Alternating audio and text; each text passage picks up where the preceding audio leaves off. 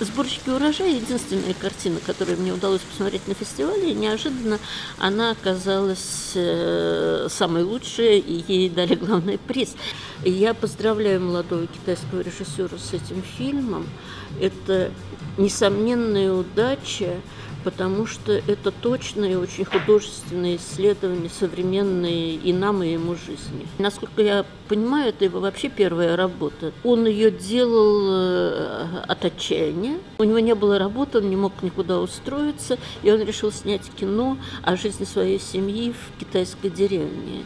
Я была в китайской деревне, и это действительно очень точное по ритму зрелище, очень точное зрелище по какому-то внутреннему проникновению в сюжет.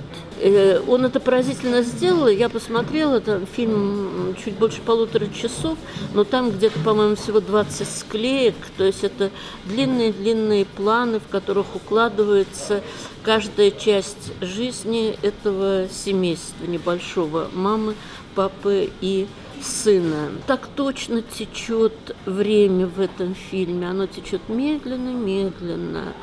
Люди никуда не торопятся, не потому что у них цели нет, а потому что вся земля – это вот пространство рисового поля. И они понимают, что пойдут они влево, пойдут они вправо, все равно их судьба – это собирать рис. Мы как раз были в то время, в какое он снимал свое кино. Мы были в другой деревне, но тоже в глубинной китайской деревне, где люди работают день и ночь и собирают рис, немного риса, потому что практически все рисовые плантации сейчас принадлежат в Китае каким-то крупным предпринимателям, и крестьяне арендуют маленький кусочек земли для того, чтобы для себя собрать этот рис. Этого риса почти не хватает на продажу, а только на еду.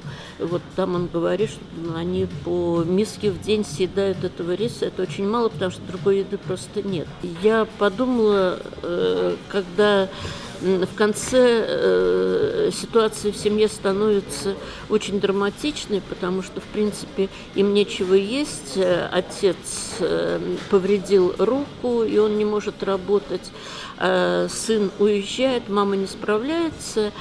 А они очень рассчитывают на сына, они его уговаривают стать учителем, потому что это государственная работа, и это такая зарплата постоянная. А он не хочет быть учителем, он чувствует себя другим. Я думаю, что он чувствует себя режиссером. И вот в тот момент я подумала, что ограничение рождаемости, вот эта социальная неизбежность в Китае сделала еще более драматичной жизнь бедных семей, потому что, в принципе, родителям некому помочь. Или сын обречен всю жизнь как бы следовать той судьбе, которую предназначила ему история этой семьи, работать на рисовом поле. Он не хочет работать на рисовом поле, и, значит, непонятно, что будет с родителями, потому что режиссура, как в Китае, так и во всем мире, независимая режиссура не приносит денег на жизнь.